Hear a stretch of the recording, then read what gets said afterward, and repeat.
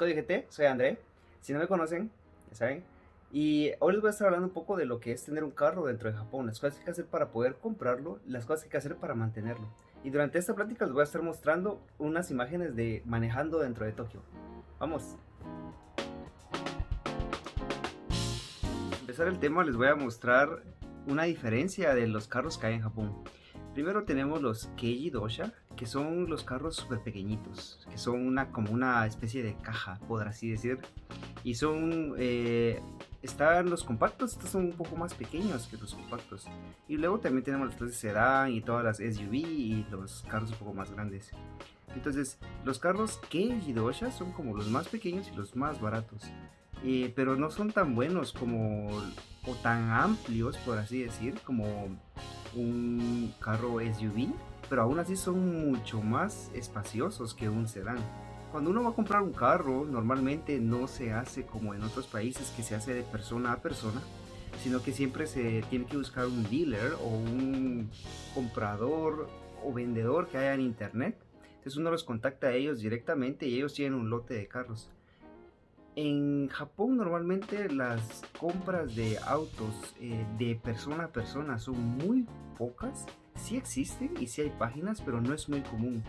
Y creo que una de las razones es porque los japoneses no están acostumbrados a tratar con las personas, y la otra es que quieren algo de buena calidad y no arriesgarse a tener que pasar por imprevistos al hacerlo de persona a persona. En Japón la gasolina está más o menos en 130, 160 yenes, está fluctuando de poco a poco, y eso podría venir a ser más o menos unos 1.6 dólares por litro, que vendrían siendo más o menos, redondeando, unos 6 dólares de Estados Unidos por galón.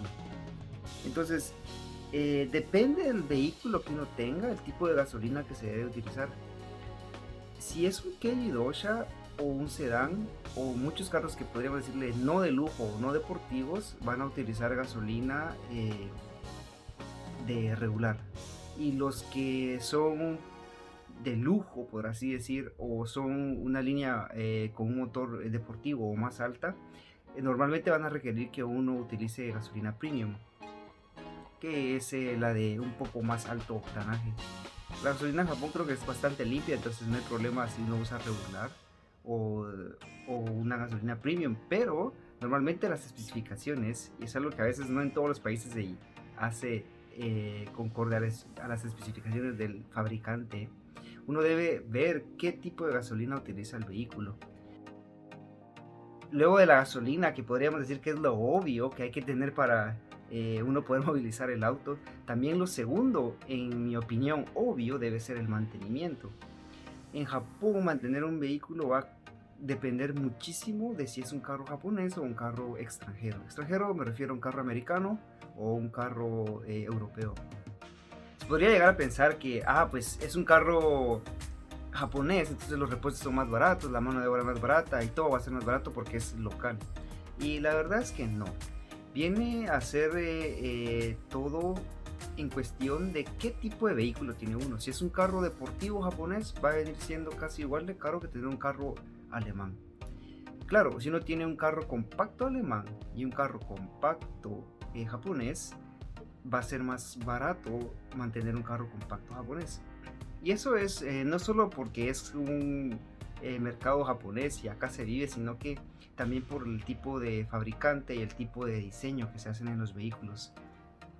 Además de tener en cuenta el tipo de repuesto que se está utilizando, también hay que tener en cuenta la mano de obra. En Japón la mano de obra es bastante cara, y además no se cuenta con tantos mecánicos clandestinos o tantos talleres de esquina, como podríamos decirle. Entonces, cuando uno tiene que hacer una reparación o se tiene que hacer un DIY, que uno mismo lo haga, o se tiene que ir a algún lugar que va a tener alto desempeño de maquinaria o alta tecnología normalmente, porque los japoneses creo que gustan de buena calidad. Entonces uno tiene dos opciones: hacerlo uno mismo o ir con el dealer o con un mecánico que está certificado, y eso hace que eleven los costos. Luego tenemos el impuesto de circulación, que viene siendo más o menos de unos 290 dólares para un carro Keiji Dosha. menos de 1000 centímetros cúbicos de desplazamiento en el motor. Entonces, cada 500 centímetros cúbicos que uno agrega a un motor, empieza a incrementar el precio del impuesto por más o menos unos $50. Entonces, si uno tiene un motor 1500, más o menos son unos $340 de impuesto. Eso es anual.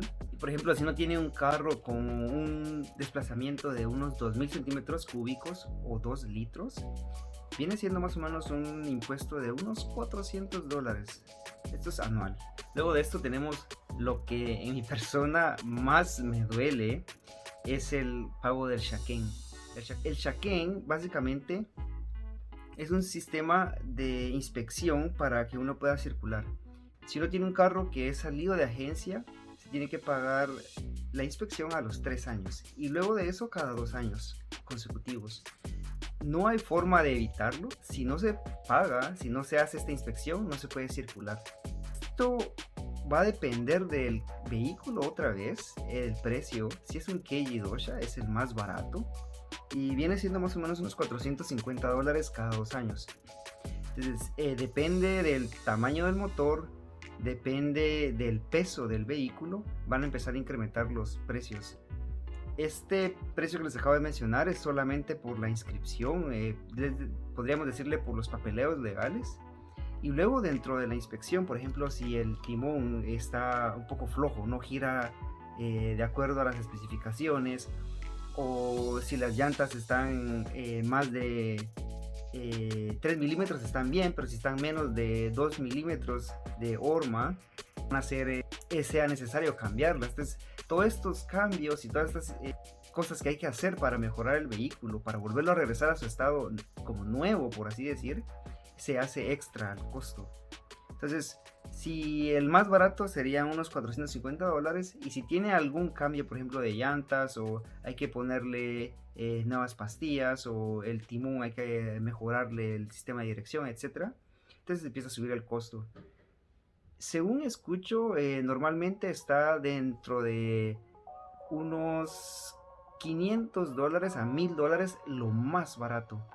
Un carro europeo más o menos empieza desde $1000 hasta 2000 o más. En este Shaquen es importante mencionar que hay muchísimas restricciones, en especial para la customización.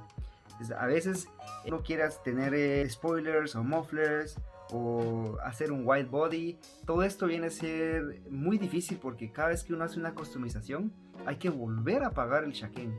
Si no, uno simplemente no puede circular. O si la policía lo encuentra a uno, es un carro ilegal. Entonces hay que hacer esta inspección cada vez que uno va a hacer una customización. Muchas personas lo que hacen es que le ponen, por ejemplo, un white body y pasan un Shaquen y pagan el extra para poder cambiar el estilo del vehículo, un poco más ancho, por ejemplo. Y cuando salen a circular no hay ningún problema. Y otras personas lo que hacen es hacer algo provisional. Ponen el white body y luego cuando van al Shaquen lo vuelven a quitar, pasan al Shaquen y luego lo vuelven a poner. Entonces es un poco feo esto y es un poco difícil la customización. Entonces les podrías preguntar, la película de Tokyo Drift, ¿qué tan cierta es? ¿Qué tan Tokyo Drift o lo que se ve en la película se podría ver en Japón? Pues la verdad es muy poco.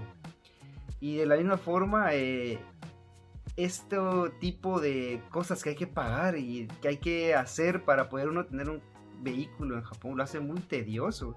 Y a su vez, no es necesario tener un vehículo. Entonces, se puede decir que tener un auto en Japón es algo como quizá un lujo, o simplemente es algo que uno hace por un hobby. Dentro de Tokio no es una necesidad. De hecho, es inútil tener un auto. Pero afuera de Tokio, más que sea necesario, podríamos llamarle que es una utilidad, porque ayuda a movilizarse por la disminución de líneas de trenes que hay. Mientras que en Tokio hay tantos trenes, hay tantos combinis y todo está tan cerca que no hay necesidad de tener un auto. Una bicicleta es suficiente. Para hacer un resumen, en mi caso, con mi carro yo tengo que pagar más o menos unos $90 de gasolina cada vez que voy a ponerle full. Luego tengo unos $400 que estos los tengo que pagar una vez al año por el impuesto. Y luego el Shaken, el más barato, solo los papeleos legales, vienen siendo más o menos unos $1000. Y luego mantenerlo me viene costando más o menos unos $200 o 300, dependiendo de lo que se le va a hacer, por un mantenimiento básico, o sea, solamente cambio de aceite. Y es por eso que hay tanto DIY de mi persona para mi auto, porque para mí es un hobby. Y entonces no es que necesite tener un auto en Japón, pero es algo que me gusta hacer y es por eso que lo tengo. Entonces, si ustedes tuvieran que hacer lo mismo para poder tener su auto, ¿lo harían? ¿Pagarían todo eso? Si tienen alguna pregunta, duda o si quieren decirme algo extra, déjenme saber en los comentarios y nos vemos.